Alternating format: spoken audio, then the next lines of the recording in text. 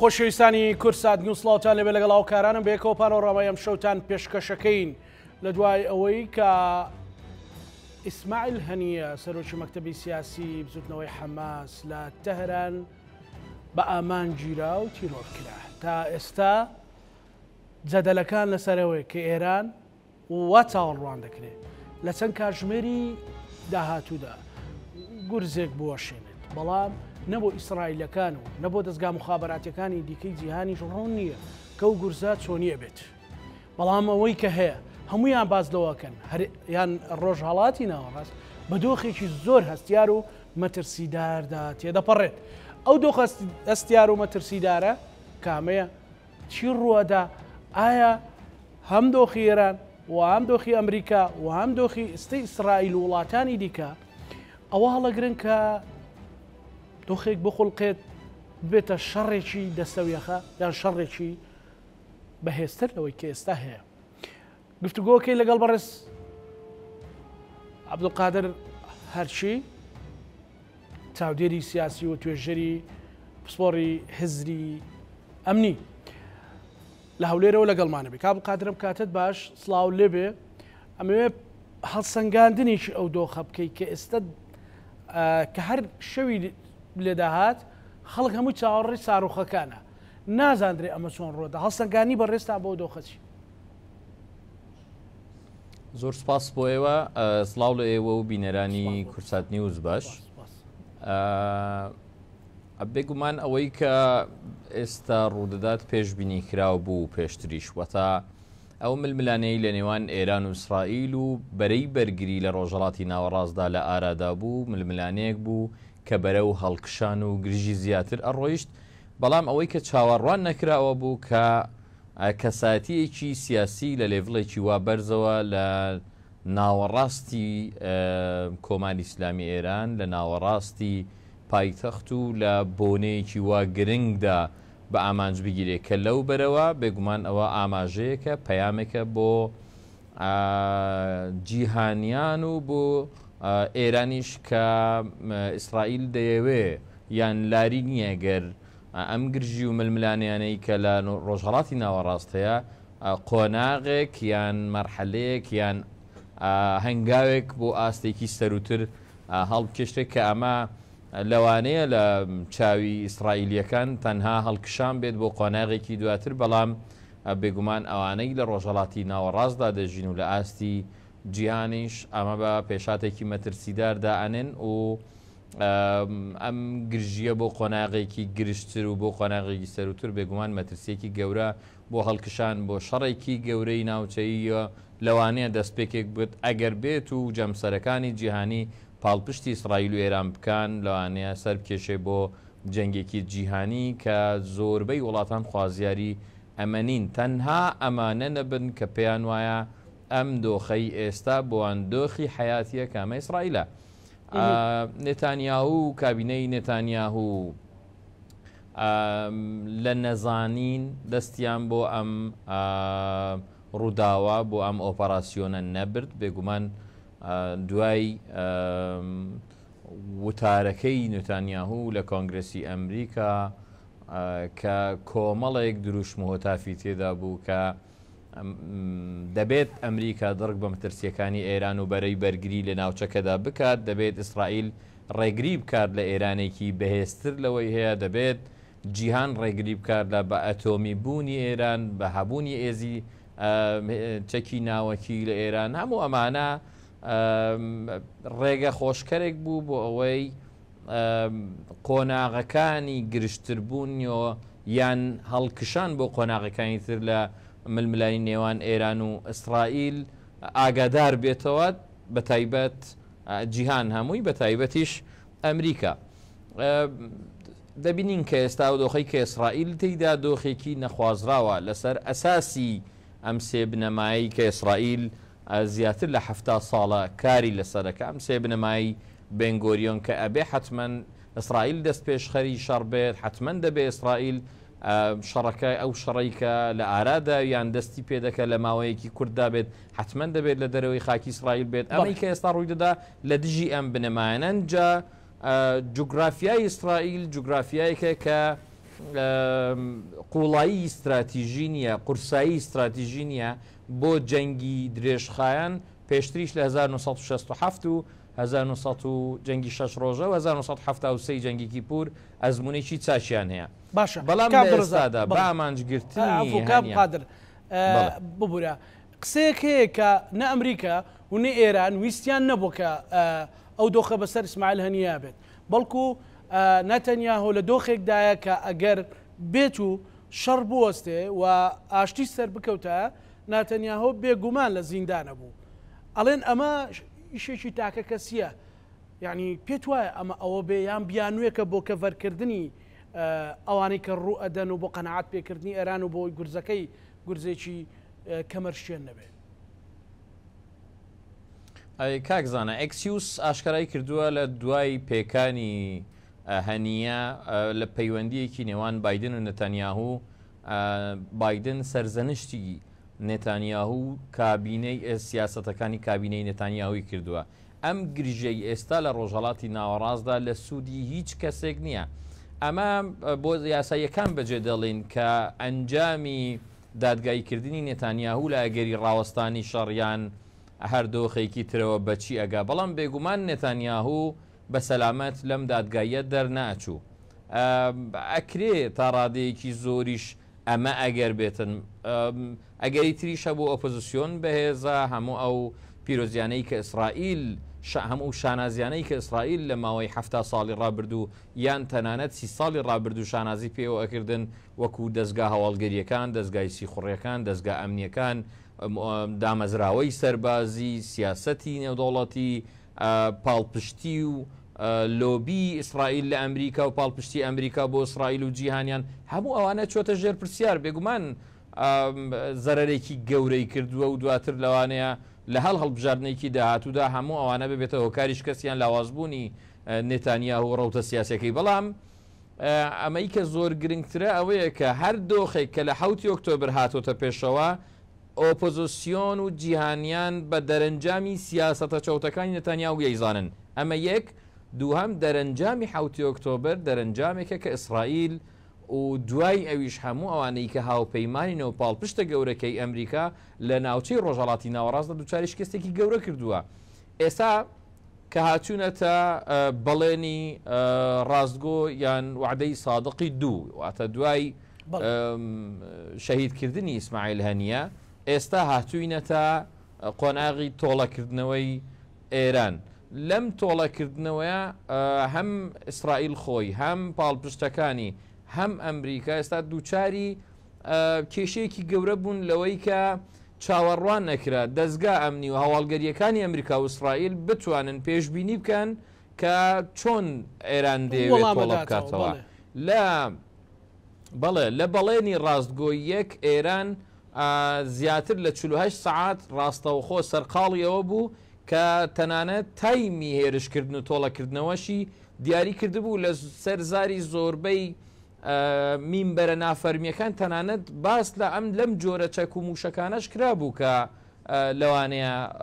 بەکار بهێنرێ. بەڵام ئەوەی کە ئێستا بۆ ئەم جیهەتانە بۆ هەم لایەنانە جێگەی گومانە ئەوەیە کە بە هیچ شێوەیەک ئاشکرا نین، نازانن لە چەند محوەرەوە بە چ شێوەیەک بە چ قەبارەیەک بە چ چەکێک بە چ قورسایی و بە چ قەبارەیەکی موشکی و درۆنی بە چ جۆرێک دەیانەوێ هێرش بکەن. چیە تاکتیک چیە؟ باشە کابدوقادر لە کاتێکا کە ئەمریکا بەڕوونی ئەوەی وتووە کە ئێمە دیفاع لە ئیسرائیلەکەین و ئەگەر بێت و دۆخێک بەسەر ئیسرائیلا بێ مە ناچارین بەرگری لێ بکەین. پێت وایە ئێران دۆخی بایی ئەوە بێت کە بتوانێت بچێتە ناو شەڕێکی ئەوها گەرمەوە یان گورزێک بۆ شوێنێک کە ئەمریکا بە ناچار بەوە بکە کە وەڵام بداتەوە لەسەر ئیسرائیل؟ کاکزانە خۆت باست کرد، خۆت ئێستا ئاماژەت بە واژەی وشەی ناچار کرد. ئەمریکیەکان گوتیان ناچارین، بەڵام ئەوەم سۆگەرە ئەوە سەلمێنراوە کە قەواعدی شتبراک بنەماکانی ڕوبەڕووبوونەوە لە نێوان ئێران و ئیسرائیل تێکچوون، بەڵام گومانمان نییە لە نێوان ئێران و ئەمریکا قەواعدی شتیباک تێک نەچووە.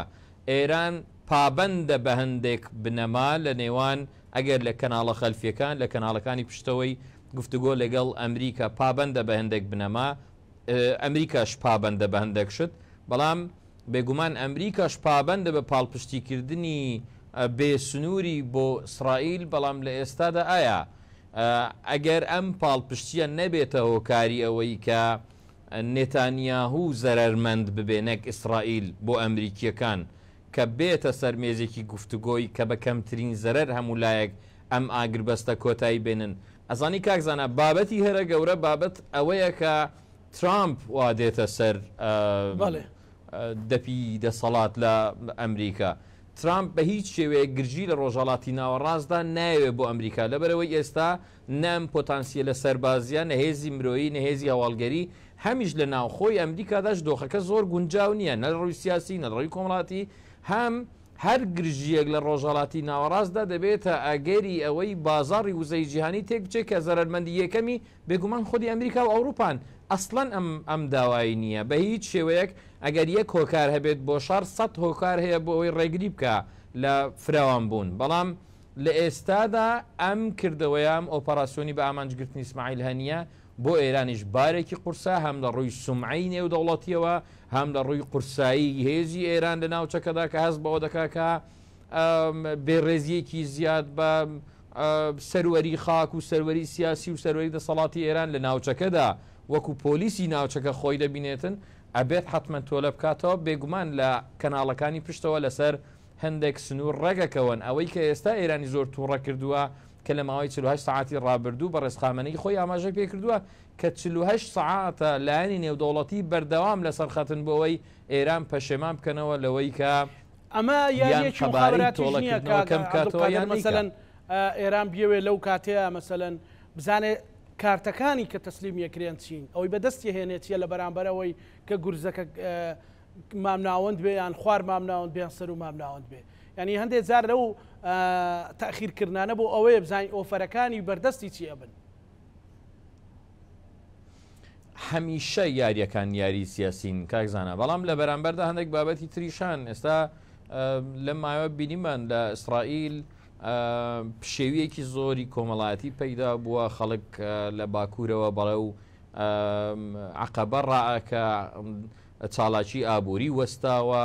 دراوی ئیسرائیلی چوارەم ڕۆژی بەردەوامەکە ڕوو لە داکشانە ئەگەر بێت و یعنی ئەو سیناریوانەی کە باز دەکرێت ئەگەر بێت و ئەنساڕوڵا لە باشوور و حیزبوڵڵا لە باکوور و مقاومەی عێراقی لە سووریا لە عێراق بیانەوێ بەشدار بن ڕاستەوخۆی ئێران بۆ کوێ دەبێت بەندەری ئیلاتیان بەندەری ئەژدود عەسقەلان سەدیروت حەیفا دواتر هەموو ئەوانە مثلەن ئەمڕۆ باس لەوە کراوە کە دووبارە درۆنێکی حیزبوڵڵا لە ئاسمانی ئیسرائیلەوە بینراوە باس لەوە دەکرێت کە هەموو ئەو سیستەمی بەرگری موشکیانەی کە لە ئیسرائیل هەیە لەوانەیە لە یەکێک لەو سیناریوانەی کە ئەگەر هەماهەنگی هەبێت کە لە ماوەی ڕابردوو هەماهەنگیکی زۆر باشمان بینی لە نێوان بەرەی بەرگری بە هەموو پارچەکانیەوە هەم لە یەمان هەم لە حیزبوڵڵا هەم لە سووریا و عێراق و هەم لە ئێرانیش ئەمانە هەماهەنگیەکی باش من لە چەند ڕۆژی ڕابردوو هەموو ئەو راپۆرتانەی کە باس لە سینۆریاتی تۆڵەکردنەوە دەبێت تا ڕادەیەکی زۆر من چاودێریم کردوون هیچێک لەوانە زانیاریان لەسەر توانای سەربازی و موشکی درۆنی بەرەی بەرگری نییە ئەمە بۆ خۆی خاڵێکی زۆر بە کێشەیە هەموو ئەم ڕاگەاندنە فەرمی ناوەندی فەرمی و نافەرمیەکانی ڕۆژاوا و ئیسرائیلیش باسییان لەوە کردووە کە قەبارەکە دیار نییە ئەموو ئەمانە نائارامیەکی زۆری لە ناو خاکی ئیسرائیل لە ناو ئیسرائیل دروست کردووە کە خەڵک نائارامە ناسەقامگیرێکی ئەمنی هەیە خەڵک هەڵدێ کارەکانیان بەجێهێشتووە ژیانی ئاسایی هاوڵاتیان تێک چووە هەموو ئەمانە بۆ خۆی بەشێکە لە ڕوویەکی ترەوە بەڵێ بێگومان قسەی جەنابتە ئێران لە هەموو حاڵەتێکدا هەوڵەدە بزانی جێگرەوەکانی هێرش نەکردن تۆڵە نەکردن چین ئیمتیازەکان چین ئەو کاتەی کە لایەنە جیهانیەکان کە وەکو باسییان کردووە لە ماوەی 48 سەعاتدا قسەیان کردووە لەگەڵ ئێران بۆی ڕێگری بکەن لە تۆڵەکردنەوە یان قەبارەکە بچووک بێتەوە بێگومان لە بەرامبەردا ئیمتیازیان بە ئێران داوە بەڵام ئەم ئیمتیازاتانە لە کەفەیەکی تەرازوو سومعی ئێران و بڕیاری ڕابەراتی لە ئێران لە کەفەیەکی ترە کە ئەمە ئەبێ بزانین ئێران خۆی چ بڕیارەدا باشە بۆ ئێران گرینگە ئێستا مەسەلەن قاسم سلێمانیەکێک بوو لەوانە مەسەلەی کۆمەڵێک بابەتی دیکە هەبوو کە لە ماوەی ڕابردوو ڕوویان دەوتیان بۆ سمعی ئێران قورسە ئێران ئەوە بوو کۆمەڵێک ساروخینایەوە بە ئیسرائیل زیانەکان ئاشکرا نەکران و کۆمەڵێک زیاتر مێدیا تەرکیزی خستە سەر نەگەیشتنی ساڕوخەکان و تەقانەوەیان لەلایەن سیستەمی بەرگری ئیسرائیلی. ئەم جارە کە میوانێک و لە باوەشی خۆیە ئەمە لە عورفی کۆمەڵایەتیە زۆر قورسە لە باوەشی تۆیە دەری بێن و بیکوژن ئەمە چەند قورسە بۆ ئێران و ئەبێ ئێران چی بکات بۆ ئەوەی نەچێتە زمنی ئەوەی کە متمانەی پرۆکسیەکانی لەدەستدا متمانەی ئەوانە لە دەستدا کە پێیان وایە ڕەسی بەرەی مقاومەیە. ئاماژەت بە خاڵێکی زۆر جوان کرد لێرەدا سیناریۆەکان دەنگ هەڵدەبڕن سیناریۆیی هەرە بەهێز بۆ ئەوەی بتوانێت ئێران هەم ئابڕۆی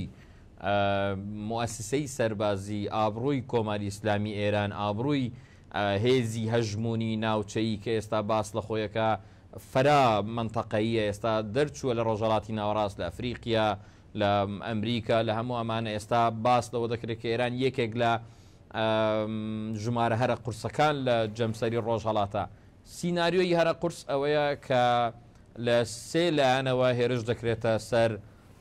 ئیسرائیل دوو فاکتەری گرنگ هەیە کە ئێران پشتی پێدەبەستێت یەک ئەوەی کە لە تۆڵەی ئەم جارە بێگومان هەم حەزب اللای لوبنان هەم ئەنساڕوڵڵا بەشداری دەکەن کە هەردووکیان خاوەن جەبەخانەیەکی موشەکی زۆر گەورن کە هەر یەکیان بە جودا ئاماژەی پێەکەین لانی سێمی کە ئەمە بۆ خۆی سەرئێشەیەک و سەرگێژیەکی زۆر بۆ سیستەمی بەرگری موشەکی ئیسرائیل هەم گومبەتی ئاسەنین هەم سیستەمی ئارۆ هەم سیستەمی دەیڤێت هەموو ئەمانە کێشەیەکی گەورە و سەرگێژێکی گەوریان بۆ دروست دەکات کە لەوانەیە تەنانەت ئەمریکاش من بینیم لە ناوەندێک باسی لەوە کردبوو کە لەوانەیە ئەمریکاش نەتوانی بە تەواوەتی ڕێگری بکە ئەمە یەک دوام ئەزمموی ئێران لە هێرشی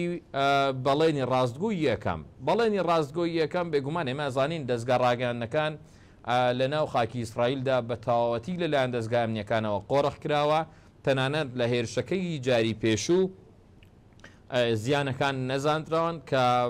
من پێم وایە لە جۆلان گەورەترین بنکەی سەربازی ئیسرائیل بە ئامانجگیرە ها ئادرس هارێت تا ڕادەیەک ئاماژەی پێکرد بوو یا دیعود ئەحرنۆت ئاماژەی پێکرد بوو ئەم بنکەیە بنکەیەک بوو کە لەوێوە بەرنامە بۆ داڕێژرا کرا بوو هێرش لەوێوە کرا بووە سەر کونسڵگەری ئێران من پێم وایە بانکی ئامانجەکانی ئێران بانکێکی دەوڵەمەندە هەروەک ئیسرائیلیش بانکێکی دەوڵەمەندی ئامانجەکانی هەم بەرەی بەرگری و هەم ئێرانیشی هەیە بەڵام ئێران لەم تۆڵەکردنەوەدا لەسەر قسەی بەڕێز ڕابەری کۆماری ئیسلامی ئێران کە باسی لەوە کردبوو ئەم جارە سزای قورسە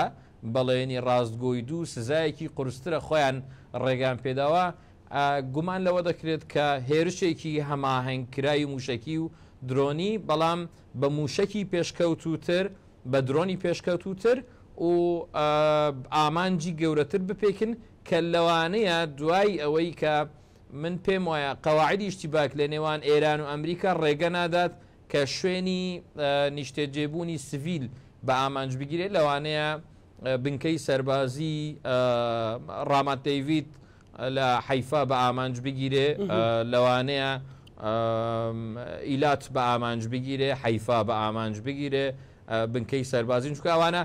ئەزانی کاکزانە هەندێک بنکەی ئەمنی و هەواڵگەری ئیسرائیل لە ناو شارەکان و لە ناو سڤیلدا جێگایان گرتووە وەکو دامەزراوەی شاباک دامەزراوەی 1970 هەموو ئەمانە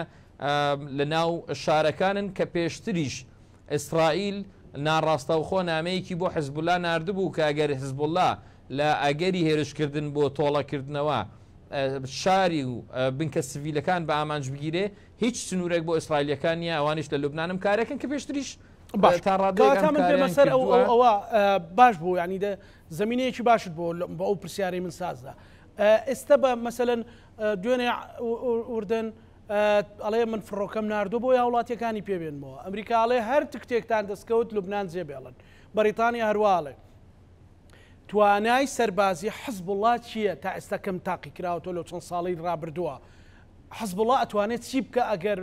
بێت و وەکو بڵین بە پلان بی ئێران بێت ئەگەر خۆی ئەی بێ حزب وڵات بی بێت ئەتوانێت زەربەیەک لە ئیسرائیل بۆ شوێنێ بە تایبەتی ئەوانیش بریندارن لە بەرەوەی یەکێک لە قیادەکانیان کوژراوە یعنی ئەگەر تەوزیعێک یان تەوزیفێکی ئەوم بۆ بکەی مەمنونەوە بێگومان حەزب الله یەکێک لەو هێزانەیە کە لە ماوەی دوای 2006ەوە دیراسەیەکی تایبەت لەلایەن هەموو دەستگا دیراسات و توێژینەوە جیهانیەکان لەسەر دەکرێت بۆی بزانن کە ئایا قەبارەی هێز و توانای جەنگی و مەیدانی هێزە سەربازیەکانی چەندە دەتوانین بڵێن ژمارەی جەنگاوەرەکانی لەبەرەوەی تا ئێستا حەزب الله بە مؤسسە بە دامەزراوەیەکی سەربازی نییە تا ئێستا تاکتیکیان تاکتیکی مەدرسەیی سەربازی نییە بۆیە ناتوانرێت تاکتیکەکانیان بە شێوەیەکی ئەکادمیک ڕوون بکەینەوە بەڵام ژمارەی جەنگارەکانیان لە نێوان 7 بۆ 100,000 کەس هەژمار دەکرێت جەبەخانەی موشکی حزب الله سەر و 160,000 موشەکە کە ئەم موشەکانە لە هەموو جۆرە موشکێکەوە هەم موشکی شاهد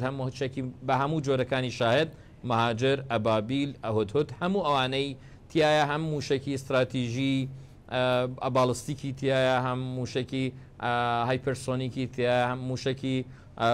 ورد پێکان کە پێکانی وردیان هەیە هەمووانە درۆنی جۆرا و جۆر درۆنی خۆکوش درۆنی ئستطلاعواتە هەواڵگەری هەموو ئەوانیان لەو جەبەخانەدا هەیە بە ڕۆشترین تەکنۆلۆژیای سەردەمی ئێستا کە لە دەستی ئێران ئەوانیش پڕچەکراون کە ئەمە مەترسیەکی زۆر گەورەیە لەم ڕۆوە لە ڕووی ترەوە ئەم تاکتیکەی کە ئێران هەم لە یەمەن ئێستا دێمە سەر یەمەن باسی یەمەن بێگومان یەمەنی شت هەیە بێگومان ئەوەی حزب الله کە هەمویان کۆکردن لەسەرەوەی لوبنان بەجێبێڵن و پێ ئەچێ دەستگا مخابراتەکان دەرچیان بە شتێک کرد بێ کە لە لوبنانەوە ئەمجارە ئاڵۆزیەکە تەقێتەوە کاکزانە ئەوەی ئیسرائیل مەبەستیەتی لە لوبنان بیکە هێنانەوەی پشێویە لە وڵاتێک کە تاڕادەیەک ناسەقامگیرە لە ڕووی سیاسی و کۆمەڵاتی و ئابوووریەوە بۆی پشێویەک لە ناوچەکە دروست بکە ئەگینا لە ماوەی 12 ساڵی ڕابردوو بۆ خۆی پشێوی و ناسەقامگیری ئەمنی و سیاسی و ئابووری و سەربازی و هەموو لە یەمەن هەیە هاوپەیمانی عەرەبی لە دژی ئەمەن زیاتر لە 10 ساڵ چالاک بوو ئەمە لە یەمەن هەر هەیە بەڵام لە لوبنان ئەگەر بیانەوێ لەبەر ئەوەی لوبنان قاعیدەیەکی پێشکەوتووی کۆماری ئیسلامی ئێران بە هەژمار دەکرێت لوبنان مەرزی ڕاستەوخۆی لەگەڵ ئیسرائیل هەیە توانای ئەوەی کە تا ئێستا دیار نییە کە زۆر جێگەی مەترسیە بۆ ئیسرائیلیەکان ئەوەیە کە ئەگەر حەماسێک کە لە ژێر فۆکسی هەواڵگەری و سیخوڕی ئیسرائیل بوو 7 ئۆکتۆبری لێ بەرهەم هات ئەی حەزب اللهە کە لە سنوورێکی سربەخۆ بە دەستگەیشتنی ڕاستەوخۆی ئێران بۆ پاڵپشتی لۆجستی موشکی مرۆیی ڕاهێنان و هەموو شێوەیەکی ئەی دەبێت لە لوبنان چی هەبێت ئەمە مەترسێکی گەورەی بۆ دروست کردووە ئەگەر حەماس توانی لە 7 ئۆکتۆبر 30 بۆ 40 کیلۆمتر بۆ قوڵایی ئیسرائیل هێرش بکات ناوچێ استراتیژیک بگرێت چاڵاکی سەربازی گەورە ئەنجام بدات خەڵک بکوژێت سەرباز بەدیل بگرێت ژمارەیەکی زۆر ئەی ئەگەر حەزب الله بیەوێ ڕۆژێک لە ڕۆژەکان شتێکی وا بکات ئەبێت چی بێت سنوورێکی زۆرە تەزاریسی جوغرافیایی زۆری تایە پێ دەچێت گومان دەکرێت کە حەزب اللهش توانی بێتن ئیسیفادە لە تاکتیکی تونێلەکان کرد بێت جەبەخانەیەکی باشیە هەمیش و لە هەمووی گرنگتر جیاوازی حەزب الله لەگەڵ حەماسەوەیە کە هەمویان شیعە مەزهەبن بە ئایدۆلۆژیایەکی ڕاستەوخۆ پڕچەکراون لەلایەن ئێرانەوە کە ئامادەن خۆیان کە باسەکەن 100,000 هێزی ئامادەی خۆکوش هەیە بۆی هەر کاتێک فەرمان بکرێت بیانەوەی هێرش بکەنە سەر ئیسرائیل کە ئەمە مەترسیەکی هەرە گەورە بۆیە فۆکس ئیسرائیل زۆر زیاتر لەسەر لوبنانە بۆیەشە لە دوانی چندداوە لە ترسمان هەیە لە بەڕیەوە هێرشمان بکرێتە سەر نەک لە ئاسمانەوە حەزب الله ئەو توانە سەربازیە بەهێزەی هەیە هەروەک باسم کرد مەترسی گەورە ئەوەیە کە ئەگەر حەماس توانی بێتی لە 7 ئۆکتۆبر شتێکی وا بکە کە هەمان ژێر مەجموعە و پازلێکە لە بەرەی بەرگری ئێران ئەی لەوانەیە حزبڵات چی هەبێتن بۆیە زۆر مەترسیدارە هەموو ئەو سیستەمانی کە بینیمان لە کاتی هەر هەڕەشەیەک دروستبوونی هەر گرژیەک ئەمریکیەکان یەکسەرا ئوستوڵێکی بەحری بەرەو کەناراوەکانی لوبنان دەهێنن لە بەرەوەی زۆر دەترسێن هێڵی استراتیژی زەمینی کە ئێران ئەو پەڕی خەرجی ئەو پەڕی توانای خۆی خەرج کردووە بۆ ئەوی ئەم هێڵە استراتیژیەی نێوان ئێران لە عێراق سووریە لوبنان بپارێزێت ئەمە مەترسیدارە بۆ سەر ئیسرائیل ئەم هێڵە ئەتوانێ پاڵپشتی هێرش لە سووریاوە بۆ جۆلان بکە ئەتوانێت پاڵپشتی لوبنان بۆ ئیسرائیل بکە ئەتوانێت خاڵەکانی ئەمریکیەکان هەروەک پێشتر لە تەنەف لە تاواری 22 لە ئوردن تێک بشکێنێ ئەتوانێت عرقەلە بۆ هێزەکانی ئەمریکا لە ڕۆژهڵاتی ناڕاست بەگشتی و لەم هێڵەی تاران بۆ دەریای ناوەڕاست دروست بکە هەموو ئەوانە گرژێکی دروست کرد کە ئەمریکەکانیشی بە چۆک داداوە بۆیە ئەمریکەکان لە هەموو کەس زیاتر خەمخۆری ئەوان کە ئەم گرژیە سەر نەکێشێ بۆ شەڕ ڕاستەوخۆ بەڵام نەتانیاهوو گوێی لە منیە لەبەرەوەی بە نسبەت نەتیانەهوو شەڕی مانونەمانە ئەگەر لە ئێستادا و بەم زوروف و هەڵومەرجە ئەگەر بیەوە بچێتە سەر هەر مێزێکی گفتوگۆ بێگومان باجێکی زۆر گەورە و مێژووی کە لە 100 ساڵی ڕابردوو لە دروستبوونی ئیسرائیلەوە نەیداوە دەبێ بیدات حوسیەکان دەتوانن چی بکەن بە تایبەتی لە ماوەی ڕابردوو بەریتانیا ئەمریکا زەربیان لێداون بەڵام حوسیەکان دەتوانن لەوەیە چی بکەن یان دەتوانن تەنها دەست بۆ قورجی ئابووری ئیسرائیل و یا وڵاتانی تر هاوبەرژەوەندی خواز ببن دوایی ئەتوانین بینە سەر گروپەکانی ئەوانی خۆیان بە چوارچێەوەی بەرەی مقاومە حساب بکەن بەڵام حوسیەکان ئەتوانن لە دوای حەزبوڵە ئەو ڕقەمە گەورەیە بن کە بتوانن زەربە لە ئیسرائیل بۆشێنن کاکزانە وەکو ئاماژەم پێکرد حەزبوڵڵا لە دوای 2006ەوە فۆکسی خرایە سەر بەڵام ئەنسۆڕلای یەمەن لە ماوەی ساڵی ڕابردوو دەستی بە چاڵاکیەکان کرد لە دەستپێکی چاڵاکیەکان گورزی زۆر گەورەی لە ئیسرائیل و ئەمریکا و بریتانیا داوە وای کرد کە ئەمان ڕاستەوخۆ هاوپەیمانیەک لە نێوان ئەمریکا و بریتانیا دروست بێت بۆ احتیواکردنی ئەوەی کە لە دەریای سوور و بابلمەندوب لەلایەن ئەنساڕوڵاوە دروست کراوە ئەنجام ئەمە بابەتە سەرەکیەکەیە لە سەرەتاوە دروستکردنی مەترسی بۆ سەر دەریای سوور بۆ سەرگەروی بابلمەندب بۆ کەنداوی عەدەن کە ئەمە زۆر مەترسیدارە دواتر بە ئامانجگرتنی ڕاستەوخۆی موشکی هایپەرسۆنیک لەلایەن ئەنساڕوڵاوە کە 2000 کیلومتر توانای ڕۆیشتنی هەیە و بە ئامانجگرتن ڕاستەوخۆی ئیلات کە لە ئیلات تەنانەت ئەم کەشتی و هێزە سەربازیە دەریاییانەی ئەمریکا و بریتانیا و فەڕەنسیەکانیش کە لە دەریای سوور بوون نەیانتوانی بەری پێ بگرن تا ڕادەیەکی زۆر بەندەری ئیلاتیان لە کارخست ئەمە مەترسیەکی گەورەیە دواتر بازرگانی ئیسرائیل کە پشکی زۆری لە ڕۆژهەڵاتی ئاسیاوە دەچێت پەک خست کە وای کرد زیاتر لە 40% تێچووی بازرگانی لەگەڵ ڕۆژهەڵاتی ئاسیا و دەریای چین لەگەڵ ئیسرائیل مەترسی باجی زیاتری بختێرەسە مەرترسی زیاتریشی بخرێتە سەر یان ئەوە تا ئەبێ بگەڕێتەوە لە باشووری ئەفریقیا و دواتر لە جەبڵ تارق و بە دەریای ناوەڕاستدا بگەڕێتەوە ئیسرائیل کە ئەمە هەزینەیەکی زۆرە خەرجێکی زۆرە بەڕێز عەبدولقادر گروپە مقاومەکانی عێراق ینی ئەمان هێنێتە سەرەوەش ینی ئەگەر تەوزیفێکی دەوری ئەوان بکرێ تێ ئەگەین لەوەشی کە عێراق چەند پرشتی ئەو شەڕەی بەرەکەوێ بەڵێ ڕاستە ئەوان کامیان لە سەدارەیە کامیان ئەتوانێت زیاتر دەور ببینی لە چڕوێکەوە توانێت دەور بۆ ئێران ببینێ لە وەڵامدانەوێ ئەزانی کاکزان ئەوەی لە عێراق ڕوودا لەوانێ لە ڕووی ئەمنیەوە نەتوانین هەمووشت باس بکەین بەڵام ئەوەی کە گرنگە گروپی جیاواز بەهێزی جیاواز لەبەرەوەی عێراق یەکەم سەنگەری دەرەوەی ئێرانە بەرەو ڕووی ڕۆژاوا و ئیسرائیل لەوانەیە ئێران و ئەمریکا لە قەواعیدی اشتیباک عێراقی تیانە بێ مجرد ئەوەی کە باسەکەن تەنها مجرد مناوشات بێت هەندێک جار موشک لەوێ و لەوێ لە عین الئەسەد و لەو بنکە و بارەگانەی کە لە هەرێمی کوردستان هەیە لەوانەیە هەبێت من پێم وایە ئەوەی کە لە کوردستان هەیە تا ڕادەیەکی زۆر لەوانەیە کۆتایی پێهات بە چوونی بەڕێزنێچوان بارزانی لەوانەیە لەو گفتوگوانەی کە لە کابینەی پێشووی خوا لێ خۆشبوو ڕئیسی لەگەڵ ئێران ئەنجامدرا لەوانەیە تا ڕادەیەکی احتیوا کرابێت بەڵام ئەو گروپانەی کە لە ئێران لە عێراقدا ئێستا لە کاردان لەوانەیە بۆ قۆناغی دووەم بۆ هێنانەوەی پلانی بی بۆ هامشیەکان بێت بۆ ئەوەی هەم ئەمریکیەکان و هەم ئەم هێزانەی کە لە سێگۆشەی عێراق سووریا ئوردن چاڵاکن بیانەوێ ڕوبەڕوویان ببنەوە ئەگینا ئەوەی کە هەیە چونکە عێراق لە یەک ئاراستەیە لە ئێرانەوە بۆ ئیسرائیل لەوانەیە چاڵاکی بەو جۆریان نەبێت تا ئێستاکەش ئەو چاڵاکیەی کە ئەم گروپانە لە جورف و سەخر و نوخەیب لە عێراقدا ئەیکەن تا ڕادەیەکی زۆر نادیارە بۆیە من پێم وایە لەو چاڵاکیەی ئەمجارەدا بە تایبەت لەوانەیە بە شێوەیەکی ئەوتۆ کاریگەریان نەبێت ئێران ئیسیفادەی زیاتر لە حزب الله لە لوبناان و ئەنساڕوڵە لە یەمەن و دواتر ڕاستەوخۆ لە ئێران کە ئێران پێشتر وەکو باسم کرد هەم ئەزمموی هەبوو لە پێکانی پێشووتری هەولێر هاوشێوەی ئەو ڕۆژەی کە ماڵی بەڕێز دزەیی بە ئامانجگیرا لە هەولێر هەمان ئەو ڕۆژە لە بنکەیەکی موشکی لە ئێرانەوە ئەدلبیش بە ئامانجگیرا کە ئەمە پەیامێک بۆ ئیسرائیل 1950 کیلومتر لە بنکەی کەرمەشان یان لە ئەوهاز ڕاستەوخۆ هەموو ئەو بنکانەی لە ئیسرائیل دەتوانێت بە ئامانج بگیرێ سەرەتا باسم کرد کاکزانە جوگرافیای ئیسرائیل جوگرافیایەکە کە بێنگۆریەن کاتی خۆی ئەسلی دووەمی لەسەر ئەم بنەمایە دانا لەبەرەوەی ئیسرائیل ناتوانێت شەڕی درێژخایان بکە لە بەرامبەر ئەو دژمنانەی کە هەیەی لە باشووری لوبناان بە موشکی 2000 توانای 2000 کیلومتری دەتوانی هەموو خاڵێکی ئیسرائیل بپێکی هەروە لە کەرتی غەزەش دەتوانی هەموو لایەک بپێکی هەمیش لە سووریا و لە ئێرانیش دەتوانی هەموو خاڵێکی ناو ئیسرائیل بپێکی بۆیە ئیسرائیل پێم وایە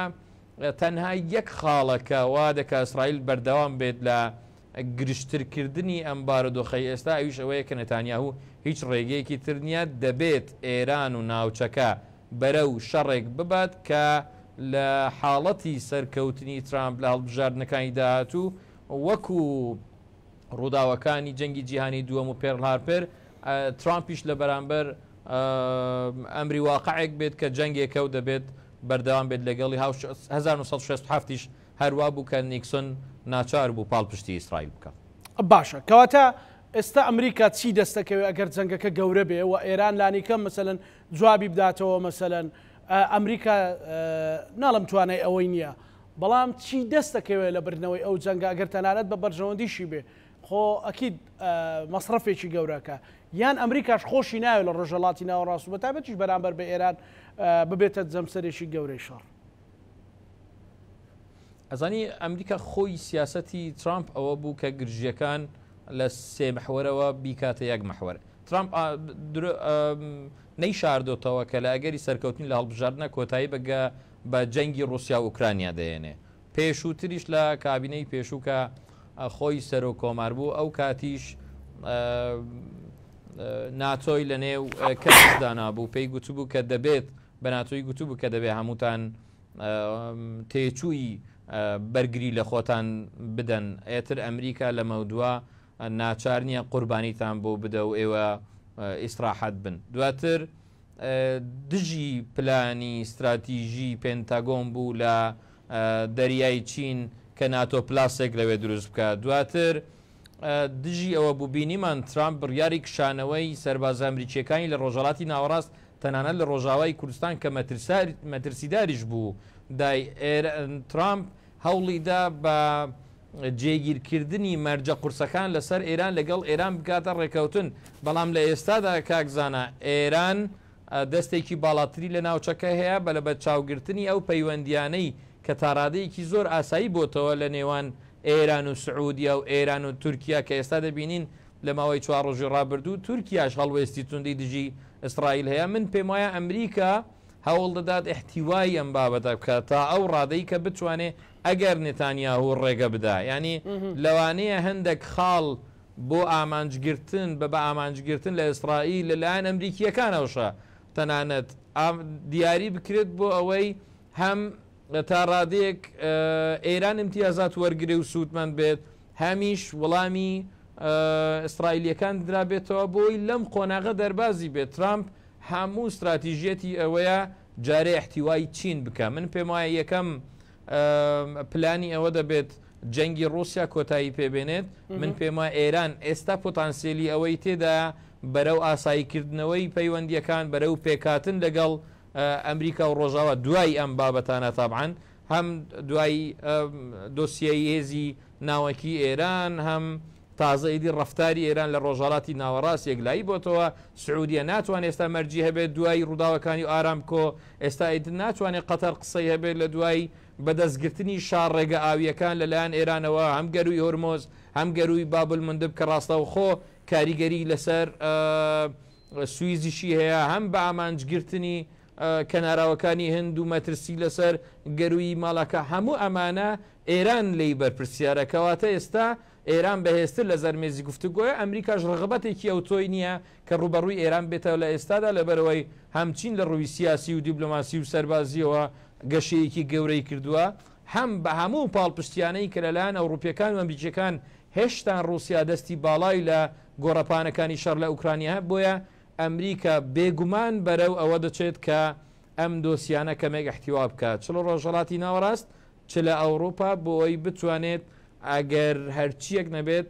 بەرەو احتیواکردنی ئەو دێوەزمەی چین بچێت کە ڕۆژ بە ڕۆژگەشەی زیاتر دەکات. ئەگەر ئێران مەسلەی سومعەوەی سیاسی و سەربازی لێ دەرکەین ئێرانیشیت بەرژەوەندێکی هەیە لەوەی کە پریشتی ئاگرەکە گەورە بێ و ببێتە شەڕێکی گەورە دەخێرنیەتی ئێران سیاسەتی لە ماوەی ئەمن ئستینات بە قسەی ئەفسەرێکی پلەبەرزی هەواڵگەری ئیسرائیل کە خانەنشین بوو ئەەکەم ئەڵە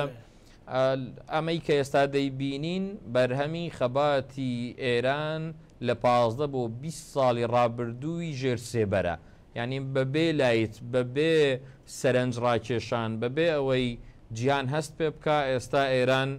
گەروی بابل مندبی لە دەستا مەترسیە لەسەر بازرگانی جیهانی ئێستا ئێران چەسپاندی کە قوڵای استراتیژی تاران دەریای ناوەڕاست ئێدی نەگۆڕە ئێستا ئێران یاری لە سوودانەکە بینیمان لەمە 6 مانگی ڕابردوو هۆشداری درابوو کە لە سوودان درۆنی شاهدی 136 ئێرانی بینراوە کە ئێستا بینین نەتیجەکەی چییە هاو ئاهەنگی ئێران و چین و رووسیا و کۆریای شیمالی ئەم نەهامەتیانەی بۆ ئەوروپیەکان لە باکوور و ڕۆژاوای ئەفریقی هێناوە لە بورکینافاسۆ لە مالی لە نایجیریا تەنانەت ئەو مەترسیانەی کە باسی لە داخستنی جەبەل و تارق هەر ئەمە بوو دای ئەوە لە ڤێنێزوەلا چالاکێ من پێم ئەم سیاسەتانەی ئێران کە پەیوەستە بە ئەوەی کە خۆیان ناوی دەنێن سیاسەتی پایداری ئێران ئێستا بە جوانی ئەڕوا من پەیمانی ئێرانیش خوازیاری ئەوە بێت لە ئێستادا جەنگەکە پەل بکێشێت بۆ ململانێکە جەنگ پەل بکێشێت بۆ جەنگێکی گەورە لە ئێستاشدا بەو هەڵومەرجەی کە هەیە لە هەر گفتوگۆیکی داهاتوو ئێران باشترین ئیمتیازات وەرەگرێت بە لەوەر چاوگرتنیەوەی کە دۆخی اقتصادی ئێران دۆخی کۆمەڵاتی ئێران دۆخێکی گونجاو نییە لەوانەیە خودی ئێرانیش ئەمەنا مرتاح نەبێ لەوەی کە سەر بۆ ئەگەر ناچار بکرێت ئەوەش دەبەرچاو بگرین کە ئێران خۆشی لە قەوقاز مشکلەی هەیە لەگەڵ تورکایەتی لەگەر ئازربایجان لە میحوەری سیونوکی ئەرمینیا بۆ خۆی کێشەی هەیە ناوێ زیاتر لەمە کێشەی بۆ ساز بێت کەرە ڕۆژهڵاتی ئێرانیش لەگەر تالیبان بینیمان کە پارەکە لەسەر ئاوی هێڵمەند بۆ خۆی کێشەی هەیە باشە هەرێمی کوردستان پێت وایە ببێتە میحوەرێکی شەڕ یان هەر وەڵامدانەوەیەک یان هەر پریشکێک کە ئەگەر هاتوو شەڕەکان ئەوەی کە لە دیتەیلی و بەرنامەی باسمان کرد ڕوو بدە من پێم وایە هەموو یاریکەرەکان لە هەرێمی کوردستاندا لە هاوکێشەکەدا بەپێی توانای خۆیان کە زۆر لاوازیش بوون تا ڕادەیەک جیان گرتووە ئەوەی کە مەدرسیە بۆ سەر هەرێمی کوردستان چاڵاکیەکانی ئێستا لەشکرکێشەکەی تورکیا بۆ هەرێمی کوردستان و پارێزگای دهۆکە کە زیاتر لە 40% بۆ 50% خاکی پارێزگای دهۆکی داگیر کردووە ئەمە مەترسیەکی گەورەیە بۆ داهاتووی کوردستان ئێمە دەبینین کە تورکیا لە دوای 12 ساڵ لەشکرکێشی بۆ پارێزگای ئیدلیبی سووریا تا ئێستاش هەڵ و مەرج لەسەر سووریەکان دەسەپێنێ بۆ ئەوەی پاشەکشە بکە و داوای امتیازاتیان لێەکە ئەم دۆخەی کە ئێستا لە کوردستاندا هەیە دۆخێکی نەخوازراوە ئێستا حکوومەت و پەرلەمان تا ڕادەیەکی زۆر لە کار کەوتون هەموو ئەو سربەخۆ و استقلالیەتەی لە بواری دارایی لە بواری ئابووری لە بواری سەربازی لە بواری سیاسی لە بواری کۆمەڵاتی تا ڕادەیەکی زۆر لە دەستماندەوە تەنانەت بینیم لە ماوەی 24 ساعتی ڕابردوو ئێتر عێراق اعتراف بە تعریفەی گومرگی لێوان هەرێمی کوردستان دەرەوەی وڵات و عێراقیش ناکە بازگیان داناوە بۆ ئەوەی تەنانەت ئالوگۆڕی بازرگانی لە نێوان هەرێمی کوردستان و بەغداش پەک دەخرێ واتە تۆ داهاتی ناوخۆت لە دەست نەماوە موچەت لە دەست نەماوە سیاست گوزاری بۆ داهاتووی وڵات استراتیژی دوورمەودات بۆ هەرێمی کوردستان بۆ ئابووری بۆ بازرگانی بۆ گەشتیاری بۆ هەموو ئەمانە تاڕادیەکی زۆر لەدەست داوا لە ئێستادا ئەگەر بێت و ئەم لەشکرکێشیە سەر بکێشێ بەوەی کە بێوێ مەرج بسەپێنێ بەسەر عێراق و هەرێمی کوردستاندا تەنانەت لە هەڵبژاردننی داهاتوش مەترسی هەیە کە ڕۆڵ بگێڕێت تورکیا لە وەرگرتنی ئیمتیازات لەلایەن لایەنە سیاسیەکان لە هەرێمی کوردستاندا دەستوەردان لە بابەتی پێکاتەکان دەستوەردان لە بابەتی حکومداری و دەوڵەتداری لە هەرێمی کوردستاندا دەستوەردان لە بابەتی بازرگانی و ئابووری لە هەرێمی کوردستاندا لایەن تورکیاوە مەترسیەکی زۆر گەورەیە کە ساڵانێک بوو لەوانەیە چالاکوانە سیاسیەکان ئاماژیان بەو بابەتە کرد کە ئەمە خاڵێکی مەترسیە دەبێت چاومان لەسەر ڕای هەموو ئەو بابەتانەی کە هەیە لە باکوور بێت ئەبێت پەیوەندیەکان لەگەڵ تورکیا بگاتە ئاستێک کە ڕێگری لەم بابەتانە بکرێت کە بەداخەوە چارەسەر نەبوو ئێستا لەوانەیە لە قۆناغی داهاتوو ئەگەر بێت و هەڵبژاردن لە هەرێمی کوردستاندا بۆ پەرلەمانی کوردستان ئەنجام بدرێت لەوانەیە ئەم دەستێوەردانە هەبێت و مەترسیەکە بۆ سەر هەرێمی کوردستان سەر ڕای هەموو ئەوانە گرژی و ئاڵۆزیایی کە لەگەڵ بەغدا هەیە بێگومان داگیرکردنی خاکی هەرێمی کوردستانیش لە ئارەدا. باشە کە عەبدولقادر پێت وایە ئەو چاوەڕوانیەی کە جیهان و خەڵکیش و چاودێرانی سیاسیش لە ڕۆژهەڵاتی ناوەڕاستیانە دۆخێکمان بۆ دروستەکە کە بەڕاستی شرۆڤەی قورس بێ؟ وەڵام بێگومان من پێم وایە پێشبینیکردن زۆر ئەستەما لەبەرەوەی ڕۆژهەڵاتی ناوەڕاست شوێنێکە کە 7 ئۆکتۆبری لێ بەرهەم دەهات. من خۆم یەکێک لەوانم کە بەر لە دوای جەنگی رووسیا و ئوکرانیا چەند جارێک لەگەڵ جەنابی شت باسمان لەو بابەتە کردووە. پێشبینیەکانم